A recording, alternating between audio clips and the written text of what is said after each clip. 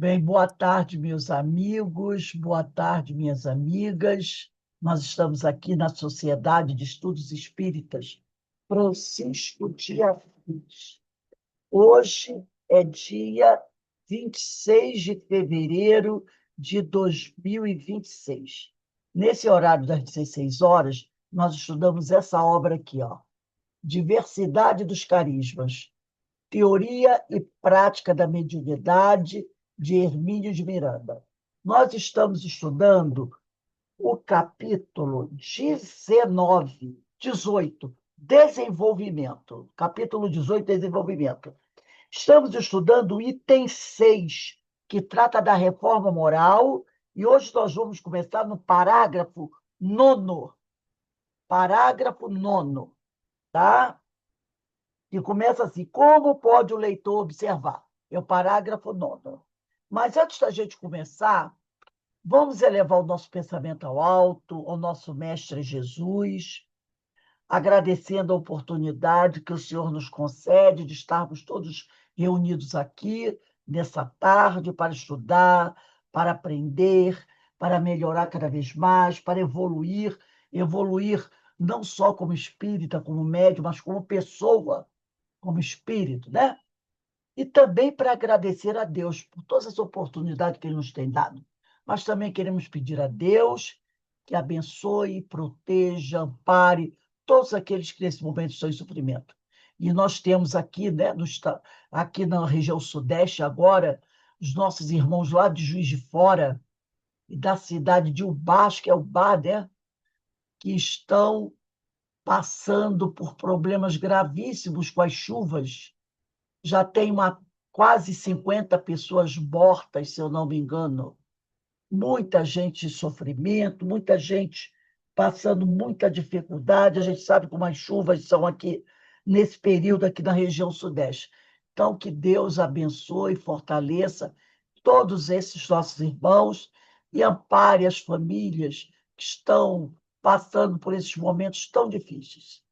E pedimos ao Pai que nos dê a permissão para iniciarmos o nosso estudo da tarde de hoje, graças a Deus. Bem, meus irmãos, esse capítulo 18, que trata de desenvolvimento, ele tem uns itens muito interessantes, né? O primeiro item desse capítulo 18 foi o médium e o artista, o segundo foi diversidade dos carismas, o terceiro foi temperamento, o quarto foi faculdade dominante, o quinto item foi lixo mental, que nós vimos, né? Quanta coisa importante nós aprendemos nesse lixo mental. E o sexto item trata da reforma moral. E ele está se dirigindo a todos nós, mas especificamente aos médios. Como a aula de hoje vai falar muito diretamente aos médios. Então, aqueles médios que trabalham na mesa mediúnica ou em outras atividades da casa espírita devem ficar bastante atentos a esse item, reforma moral. Não só a aula da semana passada, mas também a aula dessa semana, que ele vai falar de coisas muito importantes, inclusive da vivência do médium na casa espírita. Então, nós vamos começar lá. É o item 6, reforma moral, do capítulo 18, parágrafo 9. Diz ele assim: como pode o leitor observar, voltamos ao mesmo ponto crítico de sempre, o do preparo do médium como pessoa humana. Esse é o aspecto vital em todo o esquema do desenvolvimento da mediunidade. A rigor, médium, ele já é, desde que renasceu com as programações correspondentes na trilogia corpo, perispírito, espírito. Então, lá, né, quando a gente pega aqui, rapidinho, vocês não precisam pegar, não. Eu vou pegar rapidinho, só porque eu me lembrei agora. Quando a gente vai lá na questão 159 de O Livro dos Médiuns, Kardec, ele vai dizer assim: todo aquele capítulo 14, né? Dos médios, item 159. Quem quiser botar aí do lado, item 159 é bom colocar. Todo aquele que sente num grau qualquer a influência dos espíritos é, por este fato, médium, quer dizer, o sensitivo. Essa faculdade é inerente, quer dizer, é natural ao homem. Não constitui, portanto, um privilégio exclusivo. Não é um privilégio de algumas pessoas, tá? Por isso mesmo, raras são as pessoas que dela não possuem alguns rudimentos. Uma intuição, né? Um arrepio, ouvir alguém chamar o seu nome, alguma coisa assim. Pode, pois, dizer-se que todos são mais ou menos médios. Aí agora ele vai botar uma observação. Todavia, usualmente, assim só se qualificam, quer dizer, como médiums verdadeiros, né? Aqueles em quem a faculdade mediúnica se mostra bem caracterizada e se traduz por efeitos patentes de certa intensidade. Então, ele diz que você só qualifica verdadeiramente de médium aquele que tem a mediunidade ostensiva. Tá? O que, então, essa ostensividade depende de uma organização mais ou menos sensitiva. Então, quando o pessoal diz que a mediunidade se radica no organismo, é isso aqui, é que nós já estudamos, né? E já falamos várias vezes. Quando a criatura vai reencarnar com uma mediunidade ostensiva, ela é preparada antes de reencarnar. O seu perispírito é preparado e, naturalmente, como o nosso corpo, ele é uma cópia do perispírito, como o nosso corpo é elaborado a partir do perispírito, esse corpo traz aquelas alterações, né? Aquelas coisinhas que foram colocadas ali no perispírito, né? Para que nós, principalmente na questão energética, possamos ter essa mediunidade ostensiva. Então, ele diz aqui, né? A rigor, médium, ele já é desde que renasceu. Então, aqui nós podemos lembrar da questão 159 do Livro dos Médiuns. Ele já é desde que renasceu, com as programações correspondentes na trilogia corpo, perispírito, espírito. Entendeu?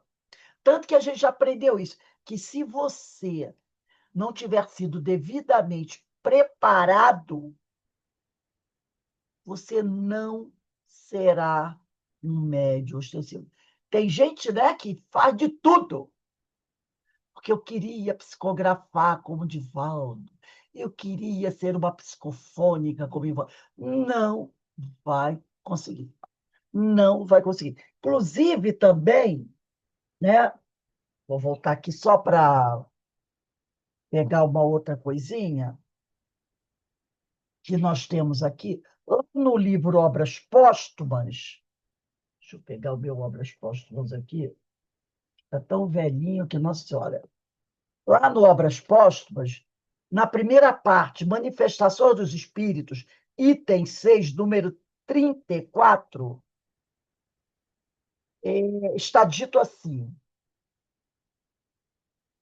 Não vou ler, ele fala aqui, no item 34. O fluido perispirítico é o agente de todos os fenômenos espíritas, que só se podem produzir pela ação recíproca dos fluidos que emitem o médium e o espírito. O desenvolvimento da faculdade mediúnica depende da natureza mais ou menos expansiva do perispírito do médium e da maior ou menor facilidade da sua assimilação pelo dos espíritos. Depende, portanto, do organismo e pode ser desenvolvida quando exista o princípio, quando a pessoa foi preparada para isso.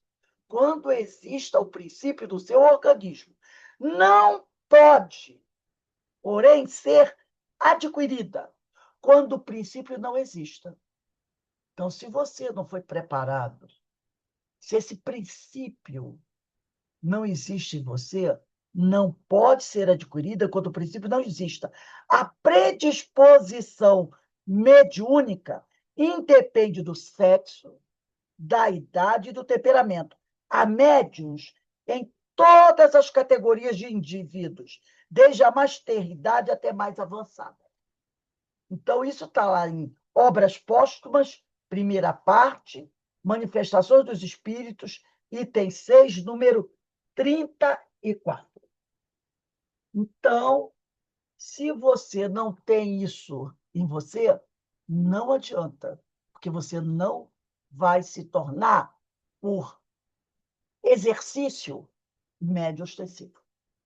Então, né, voltando aqui ao Hermínio de Miranda, ele disse assim: a rigor médio, todos nós já somos, desde que renascemos, com as programações correspondentes na trilogia corpo, perispírito e espírito. O que tem ele a fazer para que suas faculdades funcionem a contento, quer dizer, satisfatoriamente, é criar em si mesmo condições adequadas de comportamento. Percebeu? Então, para que as faculdades no médium funcionem a contento, não é ficar sentado na mesa fazendo ou treinando para ser médio ostensivo. Não é, não é. Ele diz aqui, ó, se você é um médio ostensivo, é criar em si mesmo condições adequadas de comportamento, de seriedade, de harmonização interior. Comportamento, seriedade e harmonização interior. Mas isso aí tem a ver com quem? Educação moral. Com educação moral. Comportamento, seriedade e harmonização interior tem a ver com comportamento moral. É assim que nós vamos conseguir fazer com que nossas faculdades funcionem a contento, de forma satisfatória. Aí ele continua aqui. Nisso é que está o seu programa de ação. E o daqueles que se incumbem de orientá-lo e que muitas vezes acarretam-lhe ainda mais desorientação. Então, o médium, isso aqui é muito importante. Não é só o médium que tem que trabalhar essas questões morais. O programa de ação do médium é criar em si mesmo, condições adequadas de comportamento, seriedade, de harmonização interior. É isso que é o seu programa de ação. Mas também daquele que é responsável por orientá-lo. Porque senão serão dois a cair no abismo, cego guiando o cego. Não é? E ele diz assim, mas é o que muitas vezes não acontece. Muitas vezes, aquele que se incumbe de orientar o médium não se prepara adequadamente. E não se preparando adequadamente, como é que ele vai orientar bem esse médium? Percebeu a responsabilidade? É fogo. Não é fácil. Não basta querer ser. Eu quero ser califa do lugar do califa. Não, não é assim. Não é assim. Continua ele. Ninguém precisa. Olha só que analogia interessante ele faz. Ninguém precisa ensinar ao rio que leito escolher, que traçado fazer na face da terra. As águas podem ser disciplinadas e canalizadas. A gente não vê isso? É. O rio pode ser cortado de pontes. Suas águas podem ser preservadas da poluição, para que a vida encontre nelas abrigo e sustento. Suas cachoeiras podem ser aproveitadas para gerar energia elétrica, mas é preciso deixar que ele siga o seu curso. Ele sabe fazê-lo. Até que, cumprida a tarefa, suas águas se entregam ao mar imenso. Então, você pode trabalhar daquele rio, canalizar, você pode botar ponte, você pode fazer um monte de coisa, mas você tem que deixar que ele siga o seu rumo, a sua caminhada. A diferença de um bom médio e um médio desajustado não está na mediunidade, mas no caráter de um e de outro. É no caráter. É esse caráter que vai dizer quem é um bom médium ou um médio desajustado.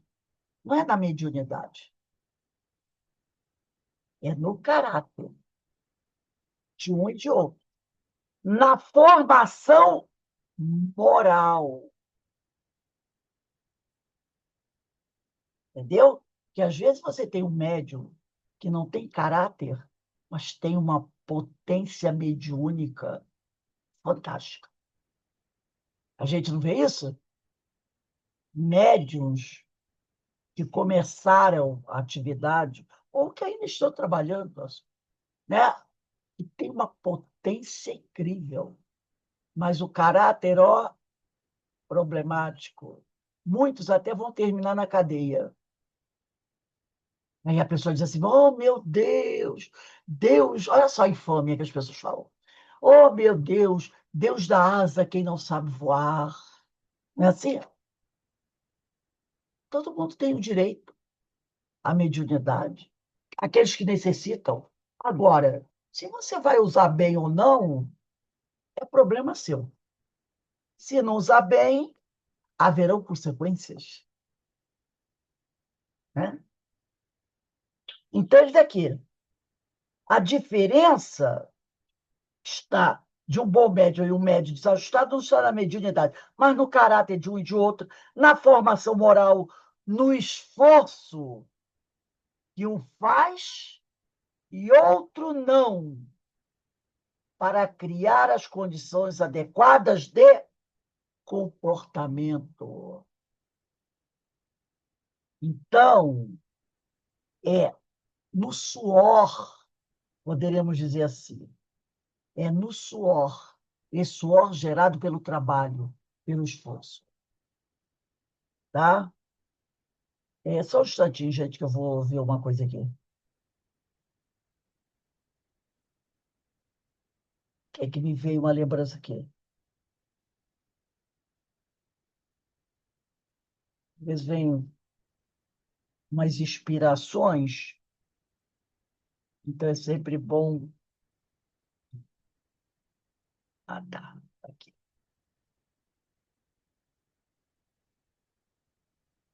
Né? Inclusive, foi o que me veio à cabeça agora, quando você pega, né, o livro dos médiuns, agora até quem quiser pegar pode pegar, o livro dos médiuns, já está até aberto aqui.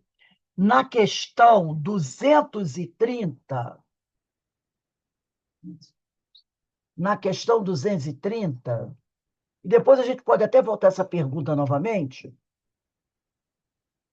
que diz assim, 230.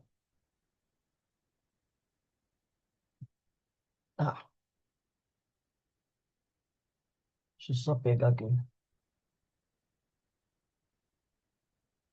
que ela é grande.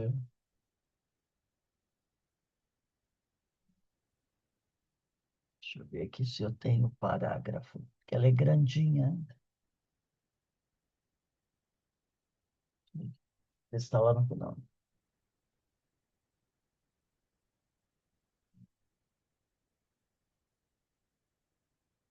Deixa eu esperar um instantinho, gente.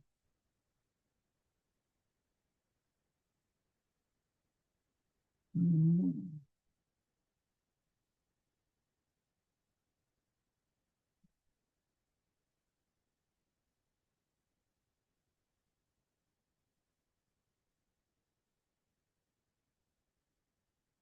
eu estou tentando achar o item que eu quero aqui.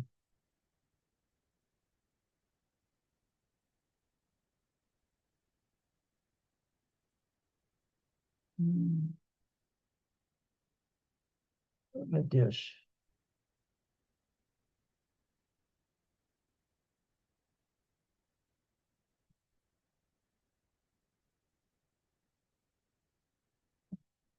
Um minuto, gente.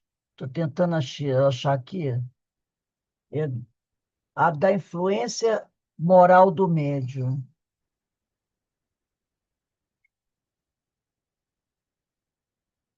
Quando ele vai dizer o seguinte,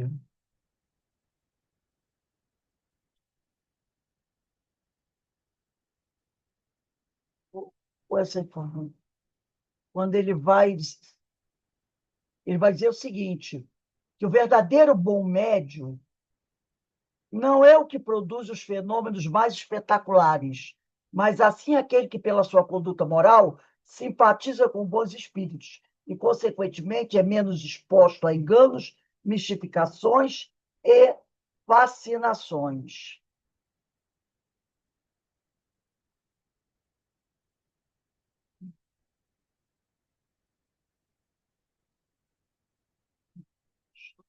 Nessa questão aqui, não, eu acho que é 220.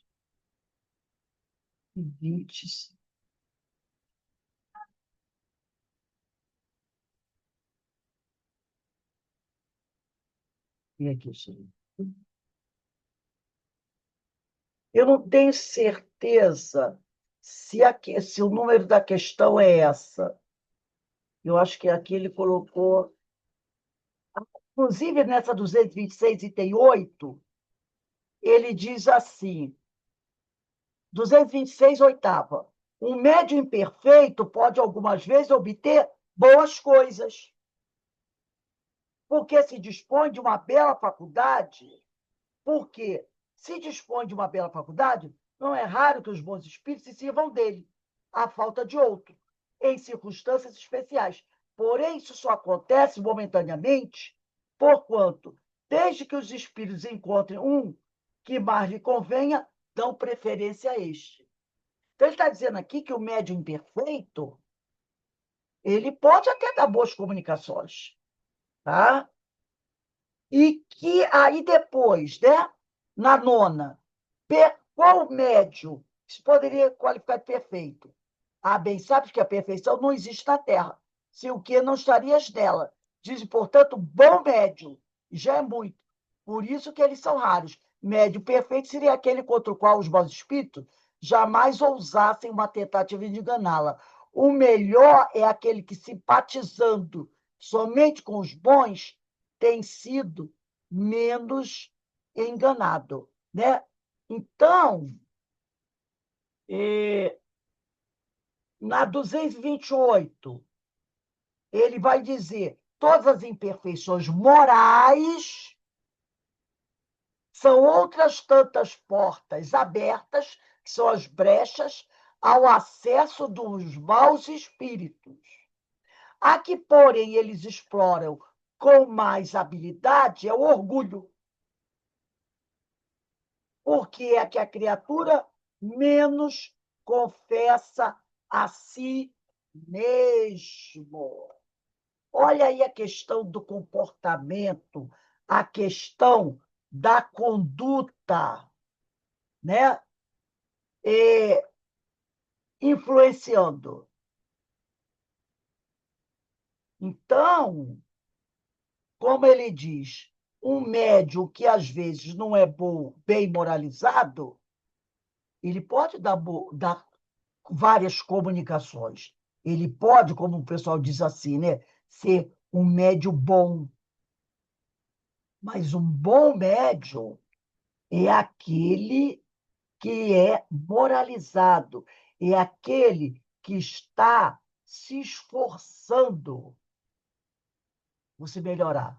Inclusive, na 230, questão 230, no primeiro, segundo, terceiro parágrafo, ele diz assim: em tese, pode afirmar-se que os espíritos atraem espíritos que lhes são similares e que raramente os espíritos das pleiades elevadas se comunicam por aparelhos maus condutores, quando têm à mão bons aparelhos mediúnicos, bons médios numa palavra. Os médios levianos e pouco sérios atraem, pois, espíritos da mesma natureza. Por isso é que suas comunicações se mostram cheias de banalidades, frivolidades, ideias truncadas e, não raro, muito heterodoxas, espiriticamente falando. Apesar de, às vezes, dizerem coisas aproveitáveis, né? Depois ele vai dizer, mais ou menos aqui, onde, porém, ainda agora no quarto parágrafo da 230, onde, porém, a influência moral do médium se faz realmente sentir, é quando ele substitui pelas que lhes são pessoais as ideias que os espíritos se esforçam por lhe sugerir. Também quando tira da sua imaginação teorias fantásticas que, de boa fé, julga resultarem de uma comunicação intuitiva. E depois, deixa eu ver o que ele pode trazer mais aqui. Depois ele diz: melhor é repelir 10 verdades do que admitir uma única falsidade, uma só teoria errônea.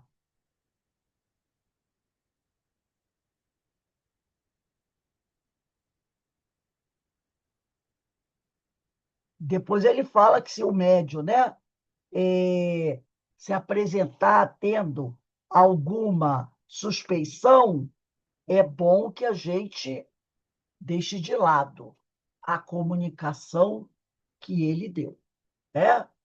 Porque essa comunicação ela pode estar suspeita, ela pode trazer algum problema, né? E aí você é, pode prejudicar o trabalho, né? Então vamos voltar aqui. Nós fizemos uma apanhada aqui no livro dos médios, só para a gente se situar nessa questão do médio, né? Então depois ele diz aqui, ó,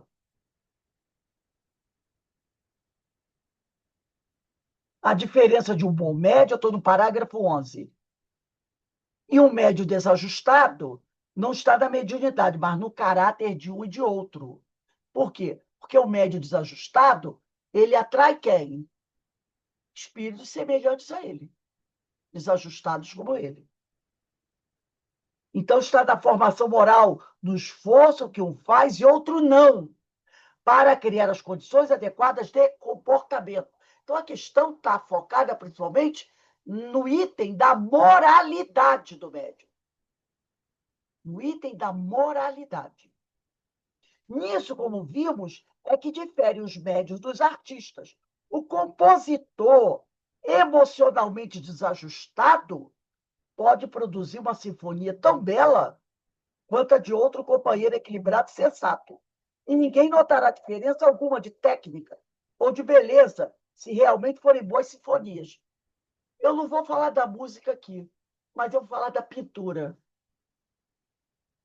Alguém duvida, quem conheceu um pouquinho de arte, que Van Gogh tinha problemas graves de desequilíbrios emocionais e outros mais?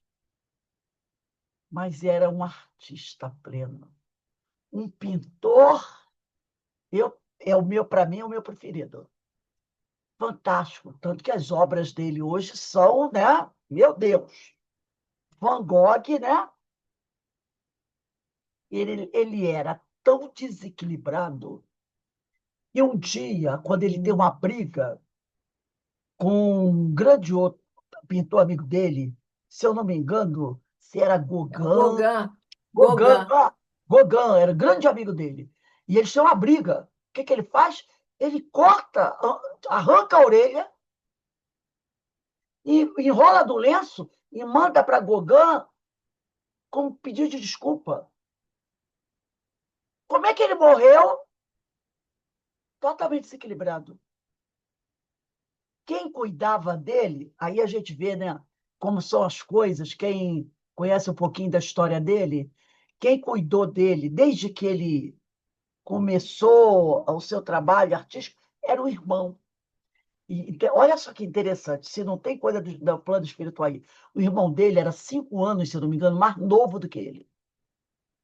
E era um rapaz equilibrado, casado, tinha família, mas era quem sustentava ele. Porque, por incrível que pareça, ele não conseguia vender nenhum quadro.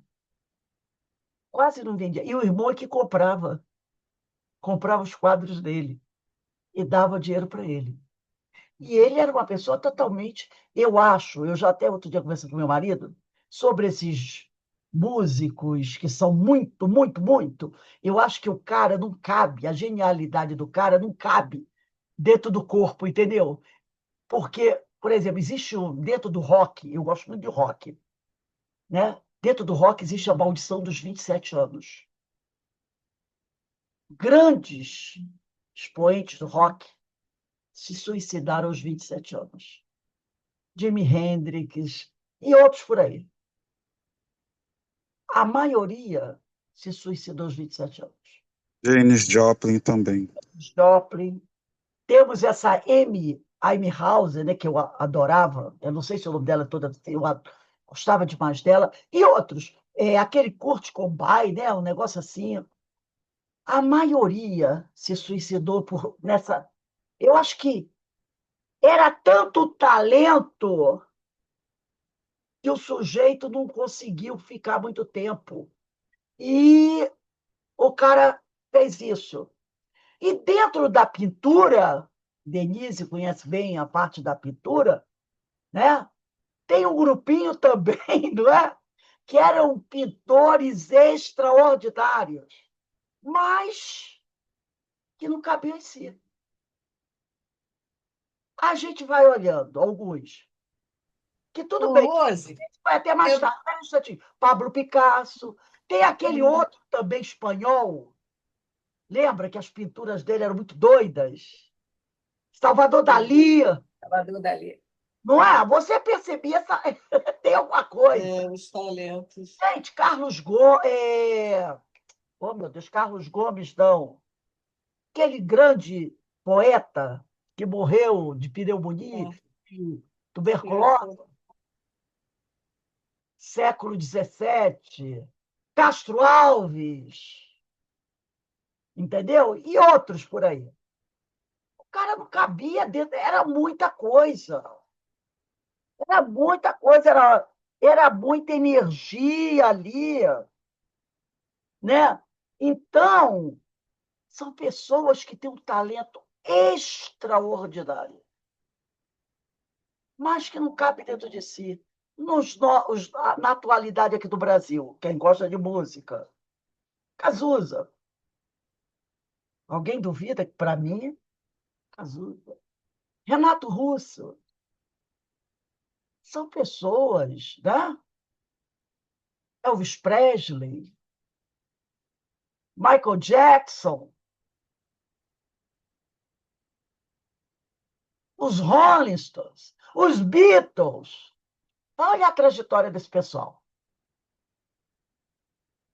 Não é fácil. é o pessoal que, sabe, fora o pessoal do jazz, o pessoal do blues, né? São pessoas que não conseguem, sai fora da caixinha. Fala, Dulcineia. Não, não, eu ia falar exatamente dos poetas também, né? Mas é interessante, era o período que eles morriam tudo com. Não se suicidavam, mas a maioria morria com tuberculose. Exatamente. Ele parece que tinha uma depressão assim muito forte, alguma coisa parecida que acontecia com eles, né? É, a tal de ninguém me compreende. É, esse mundo. Gente, não precisamos muito. Santos Dumont. Santos Dumont. E outros por aí. E outros por aí. Né? Que a gente vai percebendo que são pessoas que têm um talento que está explodindo dentro dele, mas ele não consegue. Há alguns que conseguem seguir aí. Olha aí o Chico Buarque, que para mim é um. Eu amo de paixão. Sou apaixonada por ele. Eu tenho quase tudo dele de CD. Outra, que era minha diva, que eu amava e amo de paixão, Elis Regina. Talento daquele, extraordinário. Não conseguiu atravessar, não conseguiu. Né? Então, olha o que ele vai dizer aqui. O compositor emocionalmente desajustado pode produzir uma sinfonia tão bela, Beethoven, né? Quanto a de outro companheiro equilibrado e sensato. Aí nós temos Bach, Mozart, né? Meu Deus! Às vezes eu fico olhando aqui, escutando aquele bolero de Ravel, eu digo, meu Deus. Beethoven surdo, fazendo aquelas maravilhas. Tem dia que eu estou em casa assim, hoje é só Mozart.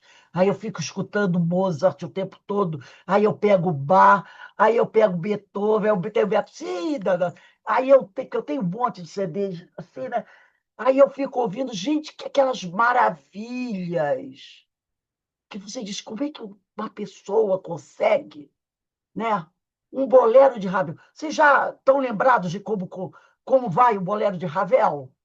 Ele vai ali baixinho, daqui a pouco ele vai explodindo, até que, pá, ele explode. Que coisa maravilhosa! Ana Brito diz que são todos doentes, precisam de prece. Na verdade, Ana, somos todos, todos, todos em algum grau somos doentes, todos precisamos de preces, né? Então, são genialidades dentro ali, né? Então ele fala aqui, né? O compositor emocionalmente desajustado pode produzir uma sinfonia tão bela quanto a de outro companheiro equilibrado e sensato, e ninguém notará diferença alguma da técnica ou de beleza, se realmente forem boas sinfonias. O trabalho do médium nesse ponto é infinitamente mais delicado, porque suas condições morais afetam definitivamente a qualidade do seu trabalho. Já não é o caso da pintura, né? Da obra de arte, da literatura. Lembram do livro O Retrato de Dorian Gray? Sabem da história do autor? Totalmente desequilibrado. Tanto que ele ficou anos internado no manicômio. E a obra é extraordinária, né? O Retrato de Dorian. E tem uma tremenda mensagem nessa história, né? Tem uma tremenda mensagem. O Retrato de Dorian Gray. E ele é totalmente desequilibrado. E arrasta com ele outras pessoas para o desequilíbrio. Ele ainda tem esse componente. Ele arrastou muita gente com ele para o desequilíbrio. Então, ele diz aqui, daí a sua responsabilidade do médium e a responsabilidade correspondente daqueles que se propõem a ajudá-lo, né? No desenvolvimento de suas faculdades. O médium não é apenas um piano que precisa estar bem afinado, ou um Stradivarius, né? Ele é um piano que desafina quando não consegue redirecionar seus impulsos negativos e começar penosamente a substituí-lo por valores novos e positivos. Porque o grande artista tem alguns que, quanto mais desequilibrado, mais coisas maravilhosas ele produzia. E que foi produzindo coisas maravilhosas até o último momento da sua vida. Mas com o médium não é assim que funciona. Não é assim que funciona. É isso que ele está querendo dizer. Você pode ter na pintura, na literatura, na música, pessoas altamente desajustadas, que quanto mais desajustados, parece que o cara se supera. Tanto que alguns desses artistas só trabalhavam bem quando estavam sob efeito de alucinógenos.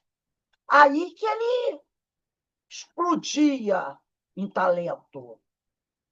Mas ele está falando, com o médium, não é assim que funciona. Tá?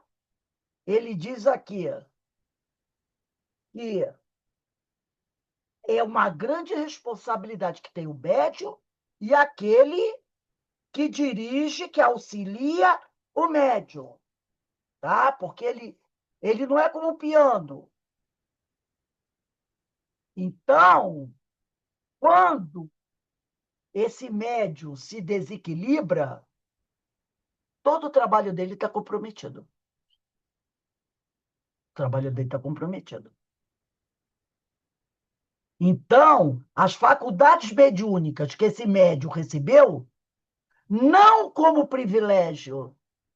Olha aí, Emmanuel, no livro Emmanuel, no capítulo 11, não foi como privilégio. O médium é alguém, em sua generalidade, que fracassou e muito. Tá? Então, ele recebeu como responsabilidade e compromisso. No entanto, as condições para exercê-las, e, no entanto, ele diz, as condições para exercê-la corretamente, cabe a ele criar e desenvolver. Não é, pois, a mediunidade que se desenvolve ou se aprende, mas as técnicas de comportamento. É as técnicas de comportamento. Então, todo mundo tem que trabalhar a questão moral. Nunca se fez tão necessário. A gente estava falando isso ontem no estudo do livro Sermão do Monte, que eu até recomendo a quem não faz esse curso fazer. Porque vocês já perceberam, né? Eu tenho sentido isso na ambiência. Nunca se fez tão necessário o estudo do Evangelho como no momento atual. Nunca se fez tão necessário a presença do Cristo em nós.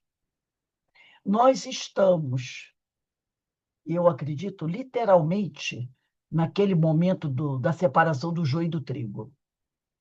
Porque, gente, pelo amor de Deus, o que a gente está vendo acontecer, eu não vou falar nem dos outros países, não. Vou falar aqui do Brasil. Em questões de problemas morais, é assustador. A cada dia, você se depara nas redes sociais, na televisão, com questões assustadoras. Sem julgamento ninguém. Vamos só ao fato. Aqueles desembargadores e absolveram aquele cidadão de 35 anos que tinha um relacionamento dito amoroso, uma menina de 12. E os desembargadores justificaram. Justificaram. E absolveram o cidadão. Aonde está escrito isso? Se fosse lá, ao tempo de Jesus, você até entenderia, né? Se fosse num desses países aí, que tem o "ão" no final, que não é que você entenda, mas você sabe o que acontece. Afeganistão, Paquistão, qualquer coisa assim, onde o Estado Islâmico domina, você até entende.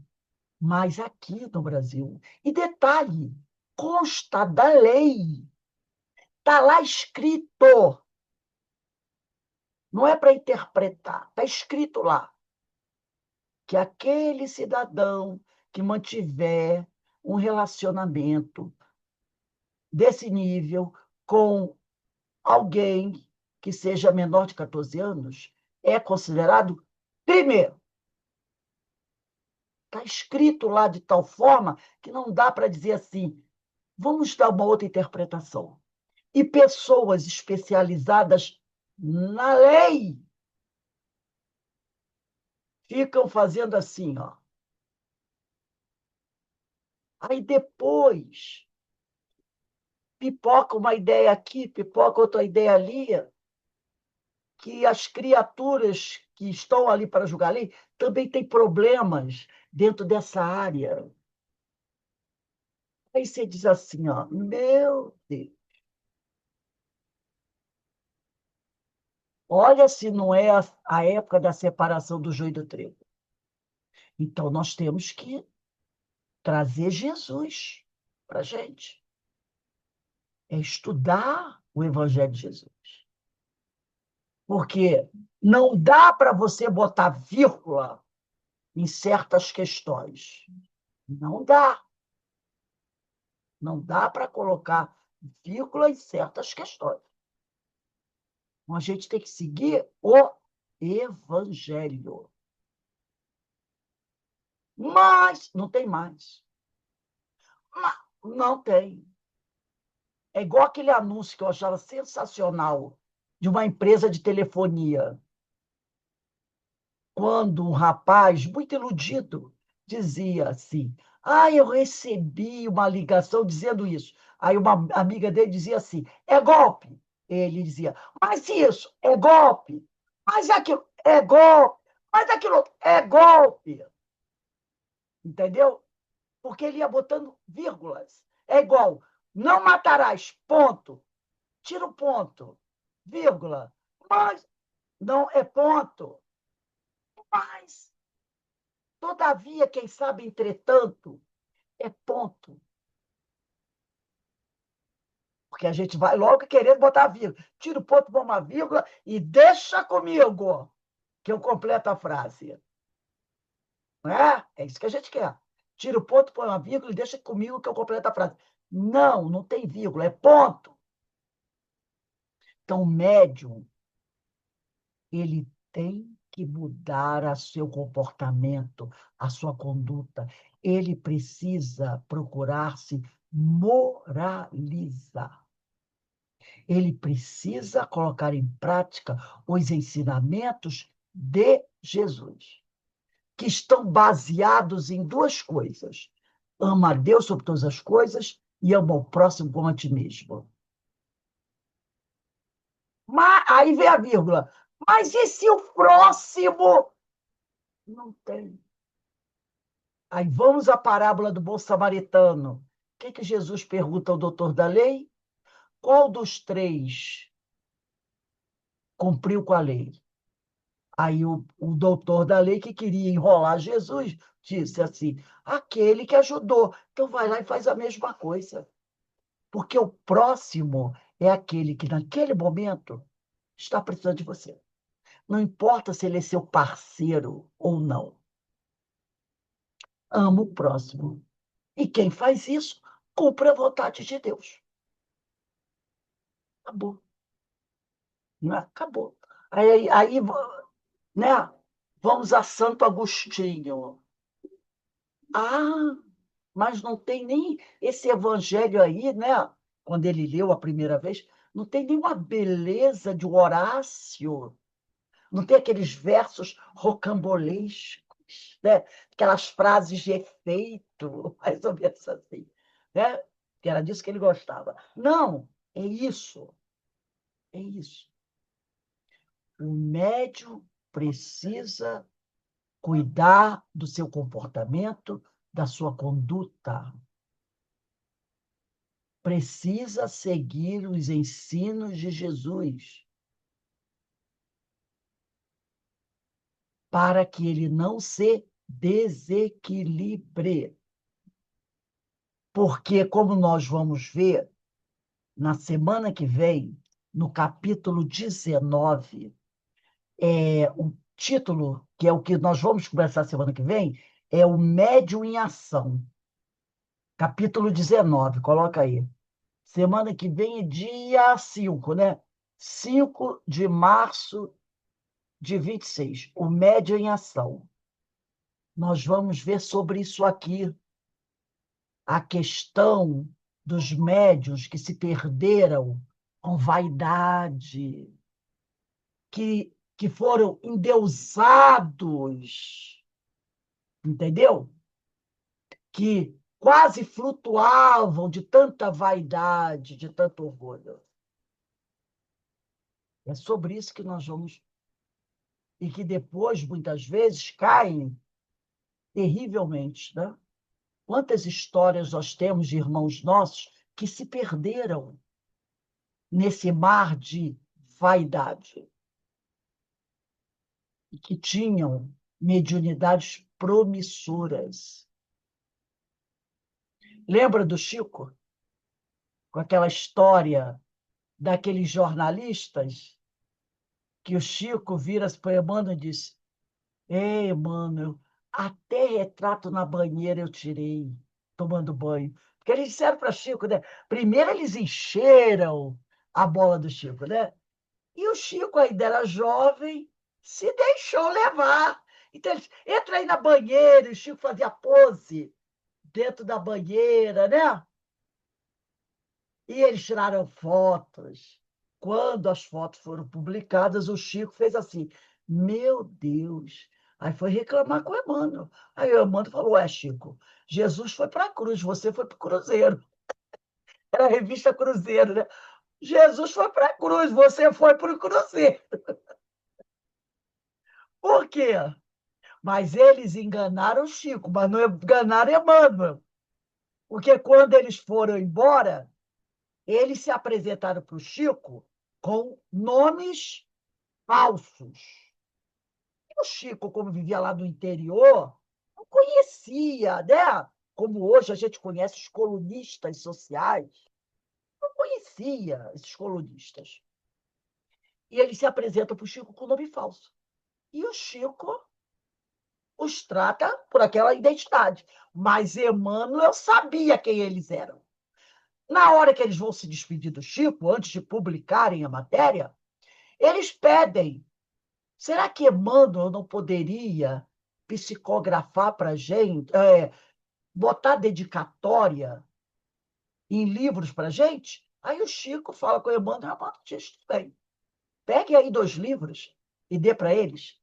E aí o Chico diz: o seu Emmanuel, que ele chamava o seu Emmanuel, falou que eu posso aqui psicografar uma mensagem para vocês. Aí o Chico, a dedicatória do livro é psicografada. E o Chico não toma conhecimento do que o Emmanuel escreve. E o Emmanuel escreve lá: para o querido amigo, e bota o nome verdadeiro do cara. Tem um deles que até. É só lá quando eles. Só Tem um lá quando deles, eles abrem o livro, lá onde eles estavam, tem um Davi deles, Nasser. perceber. Davi Nasser, Davi que era Nasser. Davi Nasser, Davi foi um Nasser. grande jornalista, né? Então, ele coloca. Mas o Chico faz uma psicografia onde ele não lembra o que foi escrito. Aí eles entregam o livro e eles levam o livro despretensiosamente. Voltam para a vida deles. Um dia lá, o Davi Nasser, e eles chegam e guardam aquele livro, porque eles consideram o Chico uma enganação. E publicam a matéria é um escândalo, o Chico fica chateado, né? Aí fala com o Emmanuel fala para ele, né? Jesus foi para a cruz, você foi para o cruzeiro. Aí, querendo dizer o que para ele? Presta atenção da próxima vez, tá, Chico? Foi isso que ele, quando ele disse, Chico, Jesus foi para a cruz, você foi para o cruzeiro, ele puxou a orelha do Chico. Ele quis dizer o quê? Presta mais atenção da próxima vez. Aí um dia um deles pega o livro. E quando ele abre, está lá a dedicatória para ele, Davi Nasser. Quando ele não apresentou esse nome. Aí ele diz, caramba, aí ele vai correr falar com o companheiro. Pega o teu livro aí que o Chico autografou para você. Cara, que isso? Pega. Quando ele pega, o cara diz, meu nome. Quer dizer, eles enganaram o Chico, mas não enganaram Emmanuel. E Emmanuel colocou lá. Para o companheiro, amigo Davi Nasser, que esta lembrança sirva para você, né? Como alguma coisa lá, incentivo, aquela coisa toda. Mas botou o nome dele, o nome dos dois, provando que ele deixou que o Chico fosse. Porque cabia ao Chico prestar atenção. Foi o que aconteceu com o beletrista Ivone Pereira. Não é? O beletrista ofereceu para ela até dinheiro. Ofereceu para ela até colocar o nome dela na obra dele. Ele disse, a senhora pode até assinar por mim, como se a obra fosse sua. Pode até vender e ficar com dinheiro. E ele até disse, vai ser bom para a senhora, que eu sei que a senhora está numa pindaíba danada. Ele não diz isso, que ele sabia que ela estava pobre. Pode até guardar o dinheiro. Ela não dá uma resposta direta para ele, logo. Ela diz assim, eu vou ver, eu vou pensar. E aí ela vai consultar doutor Bezerra e Leon Denis. Acho que é doutor Bezerra e Leon Denis. Ah, não, Charles. Charles e doutor Bezerra. E ela diz, e eles dizem, aí ela diz assim, mas eu não vou aceitar, não. Eu não vou aceitar, não. Aí ela pergunta assim, mas por que vocês não me deram um alerta? Porque ela disse, eu não vou aceitar. Por que vocês não me deram alerta? Eles disseram para ela o seguinte, precisava a gente dar um alerta? Você já não tem bastante conhecimento para saber que não deve aceitar uma ideia dessa? Porque ela disse para o beletrista, olha, eu não vou aceitar, não. Ele ficou chateado com ela, com raiva dela. Aí depois ela vai falar com o Charles. Poxa, vocês podiam até me chamar. Presta. Por que a gente deveria ter feito isso? Você já não tem conhecimento suficiente para dizer não? Então não precisa que a gente fique, não é? Falando para você, a gente vai ficar sendo redundante. Se você já sabe, haja como você sabe, que é uma forma correta de agir. É isso que a gente vai estudar no capítulo 19. O Hermínio vai falar sobre isso. Agora, a gente só acerta se a gente for buscar. E quem é o nosso mestre? Quem é o nosso guia? Mestre é aquele que ensina. Guia é aquele que vai na frente. Agora, é você que decide escolher se vai querer aceitar os ensinos dele e seguir os passos dele. Que aí ele não te obriga ninguém a fazer nada. Nós temos o livre-arbítrio. Então, a palavra-chave é mudança de comportamento, mudança de conduta e evangelização. Porque tem gente que, quando ouve falar a palavra evangelização, só pensa em criança, né? Não, evangelização do espírito. É educação do espírito. Sem isso, complica. E como complica?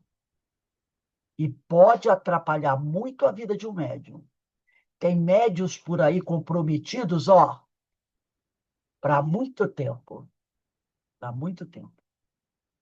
Então, alguém gostaria mais de falar alguma coisa, comentar alguma coisa?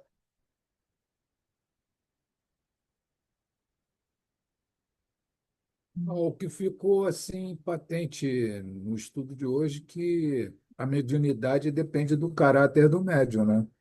Exatamente. Então, quanto mais moralizado ele for, melhor ele vai desempenhar a mediunidade. É o que a gente chama de mediunidade com Jesus, né? Você Exatamente. seguir a moral de Jesus. Então, Mediunidade com Jesus. Tem um livro do Alírio Cerqueira Filho, que o título é esse: Mediunidade com Jesus. Porque existe a mediunidade sem Jesus.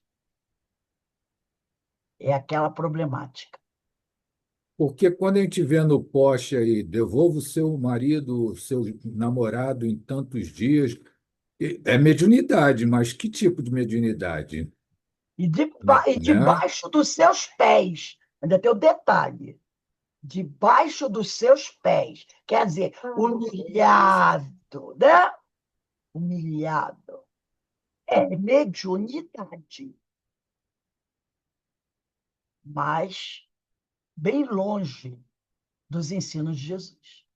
Mas tem médio que abraça esse tipo de mediunidade. E com certeza irá se desequilibrando cada vez mais. Eu me lembro de uma passagem do livro de André Luiz, da Ambrosina, né?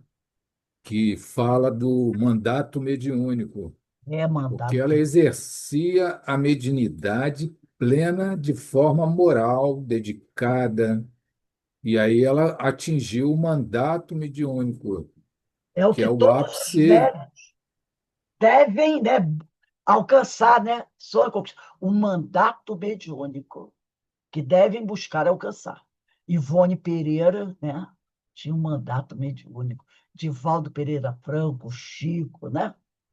É aquele que exerceu essa mediunidade com amor, com coração, com renúncia, muita renúncia. O que Ivone teve que renunciar, né, gente? Meu Deus, Divaldo também, Chico também, né? O Chico que queria o Fusquinha, queria o Fusquinha que ia ficar mais fácil ele fazer o trabalho dele, né? A Ivone que queria casar, que queria aprender piano, tocar piano.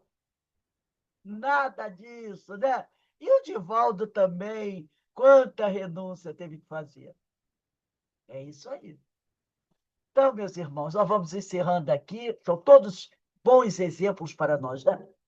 O nosso estudo da tarde de hoje, quando for 5h30, nós retornamos para o estudo de Amélia Rodrigues, desse livro Luz do Mundo, querendo lembrar a todos vocês, que eu já mandei para vocês, pedi para compartilhar, que dia 8 de março é o Dia Internacional da Mulher, né? Domingo, às 15h30, teremos aqui o seminário A Obsessão e Suas Manifestações, com a nossa irmã Ana Valéria Ventura. A Ana Valéria, ela é uma estudiosa da mediunidade, uma trabalhadora, sabe, com muito conhecimento sobre obsessão, mediunidade. Ela, se eu não me engano, é lá de Guapimirim. E ela vem fazer conosco esse estudo, a obsessão e suas manifestações. Muito bom esse trabalho, não só para médios, mas para todos nós. Eu pedi a todos vocês que compartilhassem, né? O link, compartilhem já o cartaz com o link. O link é o mesmo de sempre, é aquele que todo dia você usa para entrar aqui para qualquer estudo. Manda o link já, manda o cartazinho, manda o nome da expositora. Vai ser um trabalho muito bom para a gente abrir aí, né, os nossos trabalhos, o nosso trabalho doutrinário de 2026, nossos seminários. A obsessão e suas manifestações. E nós estamos vivendo um momento, né, infelizmente, onde o processo obsessivo está aí meio alavancado, né? Então, vamos estudar um pouco mais esse tema. Então, nós vamos encerrando aqui, acima de tudo, né? Agradecendo muito a Deus. Verinha, faz a nossa prece de encerramento, por favor.